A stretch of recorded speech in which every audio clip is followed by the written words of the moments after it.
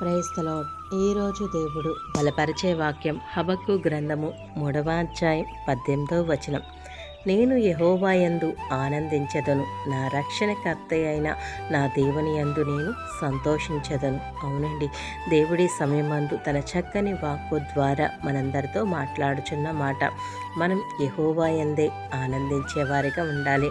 అలాగే మన రక్షణకర్త అయిన మన దేవుని అంతే మనం సంతోషించేవారిగా మనం ఉండాలి. అవునండి, ఈ లోకంలో మనం చూసినట్లయితే బలమును బట్టి, వారికున్న బలాన్ని బట్టి, బలాంగమును బట్టి, ఆస్తును బట్టి, అంతస్తును బట్టి, జ్ఞానం బట్టి, వారికున్న పేరు ప్రఖ్యాతను బట్టి వారు ఆనందిస్తారు, సంతోషిస్తారు. మనం వాటన్నిటిని బట్టి మనము సంతోషించి ఆనందించేవారిగా ఉండకూడదు. కానీ మన దేవుడైన యెహోవాను బట్టి మనం ఆనందించి సంతోషించేవారిగా మనం ఉందాం. ఆ ప్రకారంగా మనం జీవిందాం. దేవుడి వాక్యం దీవించును గాక.